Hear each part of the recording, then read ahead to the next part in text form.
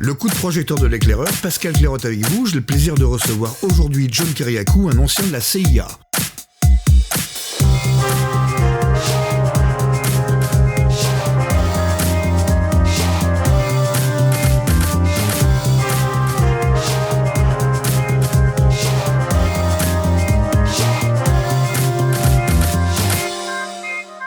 Il y a 2 semaines, nous avons publié le premier volet de notre enquête qui mettait en lumière comment des services de renseignement étrangers avaient tenté de recruter des étudiants syriens en France à partir de 2008.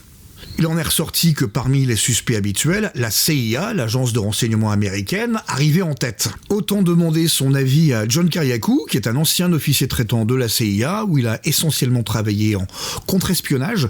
Il fut notamment le principal lanceur d'alerte quant à la politique de torture systématique qui avait été mise en place par l'administration Bush.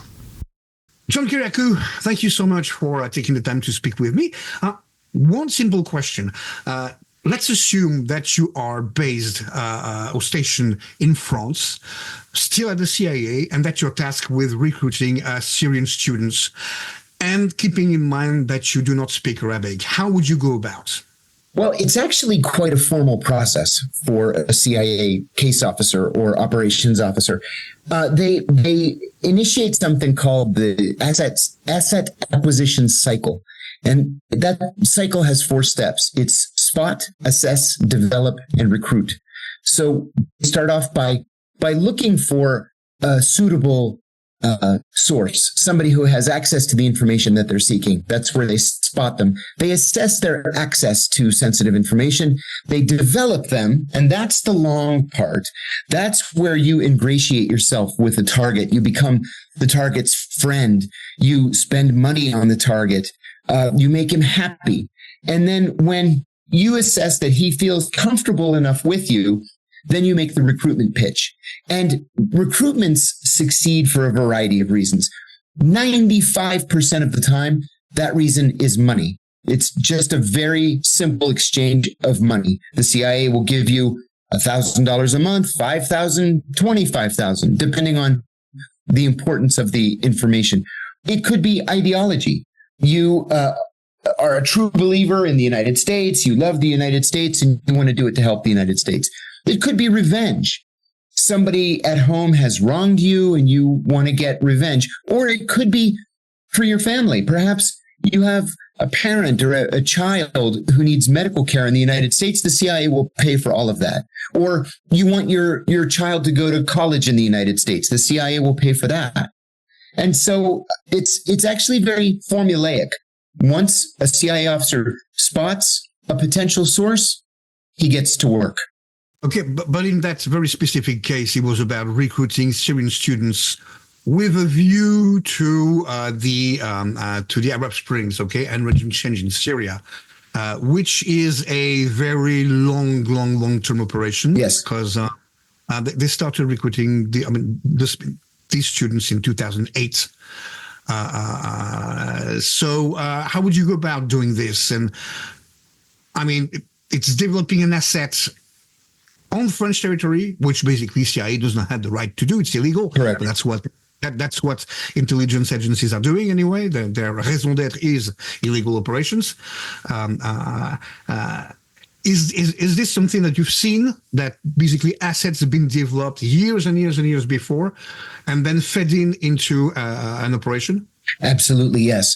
And frankly, the Russian SVR is far more successful at that kind of thing. They have far more longer-term vision than the CIA has. But it's also not terribly unusual for the CIA to say, maybe we should go after a student, cultivate a long-term relationship with the student, and then encourage the student to go into government, to go into his government's Ministry of Foreign Affairs, Ministry of Defense, or most optimally, his country's intelligence service.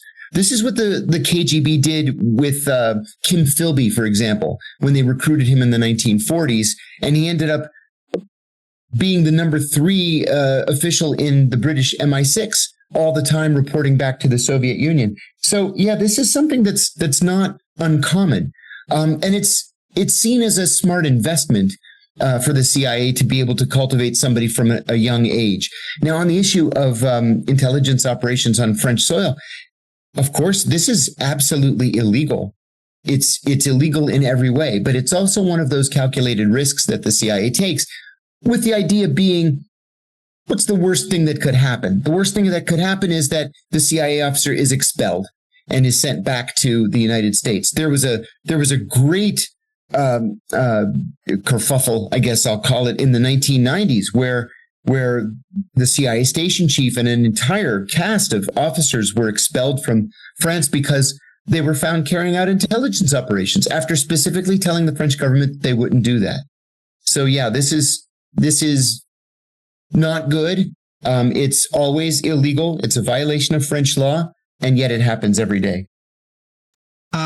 Another possibility would be that the CIA kind of get the authorization to do that, Right. provided they share intelligence with the country in which they operate. I mean, Correct. I would call that subcontracting. Does that happen? Oh yeah, that's also quite frequent. That's a joint operation, and normally you don't have representatives of both intelligence services making the pitch or cultivating the relationship at the same time. Usually you have one taking the lead, and then everything that happens, he writes as a liaison memo and sends it to the host country. So this would not be at all unusual for a CIA officer to be cultivating these Syrian students, going back to the CIA station, writing a report, and then taking it over to the French intelligence service. Okay, now what is it with the CIA's obsession with Marriott hotels? You know, in my experience, they didn't really have an obsession with Marriott hotels. They liked staying in Marriott hotels because it's American owned. One of the things that we always worried about at the CIA was that if we stayed at a non-American hotel, that the room would be bugged. And so you want to keep track of what rooms you're given when you check in. If there's a pattern, room 220, 320, 420, 520, it's because they have bugs running up that column in the infrastructure of the hotel. Or if every time you check into a hotel, or any time anybody from the American embassy checks into a hotel, it's always in the same room. It's because that room is bugged. In the Marriott, you can usually rest assured that you're not going to have to worry about bugs. It's an American hotel, and historically we've never had problems there. It is located in, you know how Haussmann in Paris is built. I mean, you have apartment buildings, I mean, on street front, and in the inside you have huge backyards that were meant so that tenants or basically people living there could get in with their horse carts. And so basically, what you have it's Boulevard Haussmann, okay, and you have the CIA station and the Marriott Hotel, where they've invited eventually the one of these Syrian students and offered him to pay for his rent and stuff like that, which are on the same block, I would say. So you can go from the CIA station in the Marriott without walking on the street, but just through the backyard. Oh, interesting. That makes complete sense. Okay, so in terms of OPSEC, it's something that you've seen before.